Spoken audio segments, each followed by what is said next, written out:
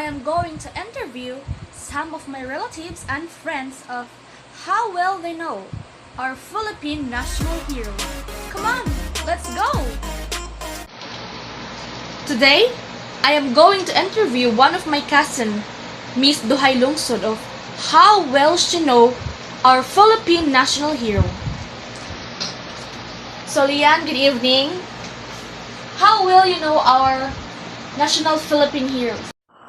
I know the subject quite well because Rizal has been a subject of my fascination ever since I discovered that he was not a revolutionist but a reformist.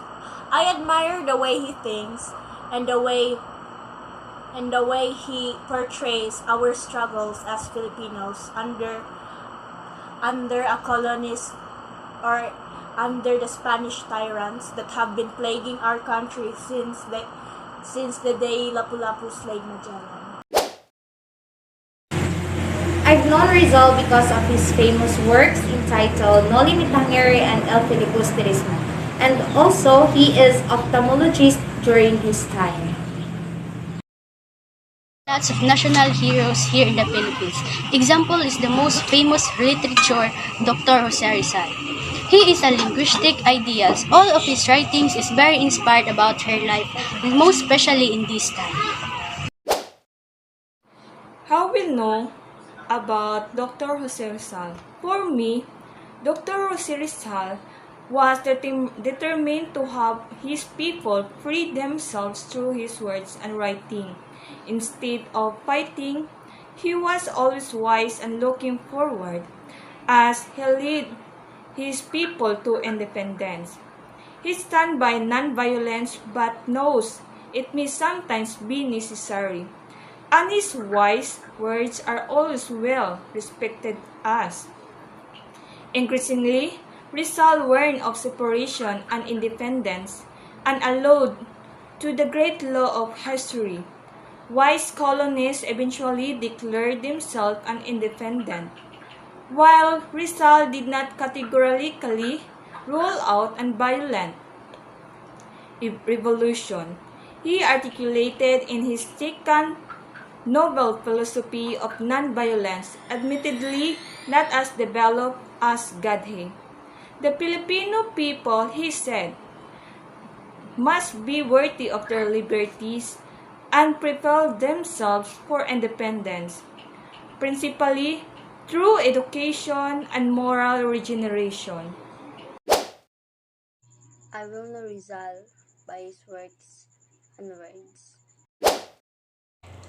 The Philippine history, the significant events, and especially the national heroes were introduced in primary education. So I've known them quite long, and I know some, although not all, but some important details of Jose Rizal. Our Philippine national hero is Jose Protasio Rizal Mercado y Alonso Rialonda, mostly known as Dr. Jose Rizal, born on June 19, 1861 at Calamba, Laguna.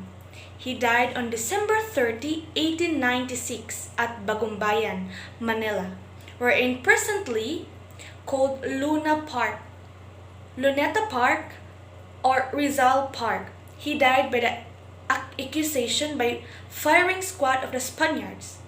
Dr. Jose Rizal was Filipino nationalist, writer, and polymath, active at the end of the Spanish colonial period of the Philippines. He was an ophthalmologist by profession. Rizal became a writer and a key member of a Filipino propaganda movement, which advocated political reforms for the colony under Spain.